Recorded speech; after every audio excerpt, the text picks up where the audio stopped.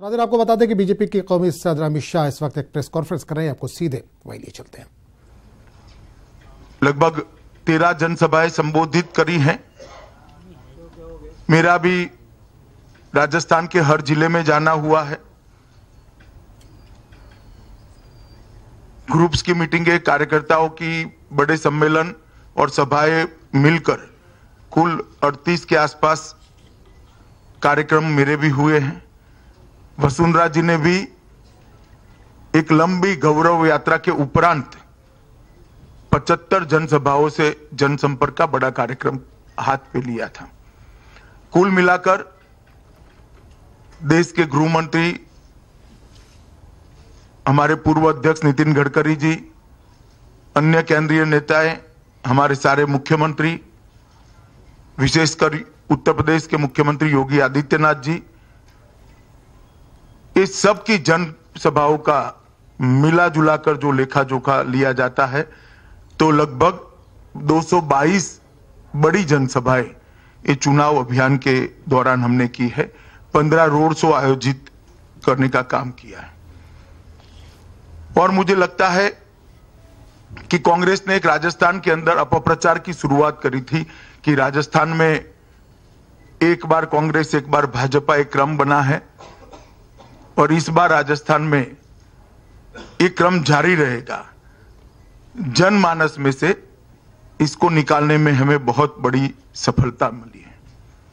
प्रचार अभियान के दौरान विधायकों के, सांसदों के, हमारे पदाधिकारियों के गांवों के दौरे के दौरान 1,70,00,000 लाभार्थी जो राज्य सरकार और केंद्र सरकार के बने हुए हैं, उनका एक उत्साहजनक प्रतिसाद हमें मिला है। राज्य सरकार की भी कुछ बहुत लोकप्रिय योजनाएं और केंद्र सरकार की लोकप्रिय योजनाओं का, हितग्राहियों का, लाभार्थियों का प्रतिसाद सीधा अलग से दिखाई पड़ता था। चाहे वो सभा हो, चाहे रोड शो हो, चाहे गांव का संपर्क हो, चाहे शहर का संपर्क हो, और उसने पूरे चुनाव के गणित को बदला है। कांग्रेस अपनी परंपरागत 3 मुद्दों पर चुनाव लड़ने का प्रयास करी। जातिवाद के मुद्दों को उभारने का प्रयास किया, परिवारवाद के मुद्दों को उभारने का प्रयास किया, परिवारवाद के आधार पर चुनाव लड़ने का प्रयास किया और एपीसमेंट, तुष्टीकरण की पॉलिटिक्स को भी आगे बढ़ाने का प्रयास किया। और हमने राजस्थान का विकास, राजस्थान का भविष्य और गरीब कल्याण, इन मुद्दों पर चुनाव को आगे ले जाने का प्रयास किया है। मुझे लगता है कि हमारे मुद्दों को जनता ने स्वीकारा है और जनता पहले ही कांग्रेस के तीनों मुद्दों को, जातिवाद, परिवारवाद और तुष्टीकरण को नकार चुकी है। एक बार फिर से यहां पर उसको जाकारा मिलेगा, वैसा मुझे लगता है। भामाशाह योजना के लगभग 24 लाख लाभार्थी, उज्ज्वला योजना के लगभग 47 लाख लाभार्थी, मुद्रा बैंक योजना के 50 लाख से ज्यादा लाभार्थी, आवास योजना के 13 लाख लाभार्थी, मोबाइल फोन मिलने वाली 50 लाख से ज्यादा महिलाएं, कॉलेज की युवाओं को लैपटॉप मिला है, युवतियों को स्कूटी मिली है, राजश्री योजना के माध्यम से 11 लाख से ज्यादा बच्चियों को उनका भविष्य सुरक्षित करने वाली एक अच्छी खासी राशि मिली है। 80 लाख से ज्यादा गरीबों के घर में शौचालय बनाने का काम सिर्फ राजस्थान में समाप्त किया गया है। प्रधानमंत्री कौशल विकास योजना के तहत लगभग 3.5 लाख से ज्यादा युवाओं को प्रशिक्षित किया गया है और कृषि ऋण माफी का भी लगभग 40 लाख से ज्यादा किसानों को राजस्थान के अंदर फायदा हुआ है। कांग्रेस ने आरोपों की राजनीति को पूरे चुनाव अभियान में आगे बढ़ाया है। एक नकारात्मक पॉलिटिक्स कैसे हो सकती है, वो कांग्रेस ने रखने का प्रयास किया है।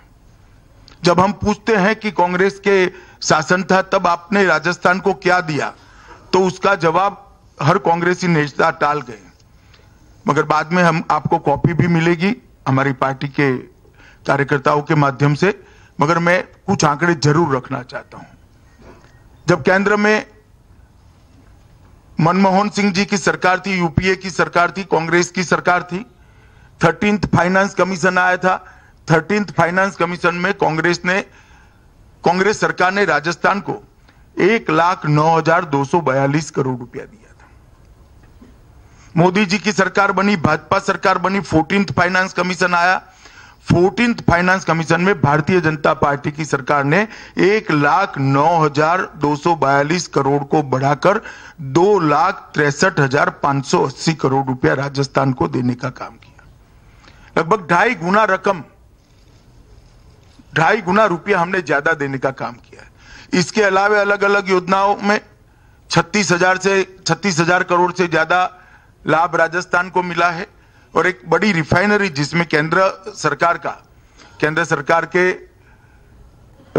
उनके पीएसयूज का 40,000 करोड़ से ज्यादा निवेश है, ऐसी बड़ी रिफाइनरी भी राजस्थान को हमने देने का काम किया है। और मैं मानता हूं कि हमने पूरे प्रचार में पॉलिटिक्स ऑफ परफॉर्मेंस मतलब पॉलिटिक्स ऑफ डेवलपमेंट को मुख्य मुद्दा बनाया है और उसको एक अच्छा जन प्रतिसाद लोगों की ओर से मिला है।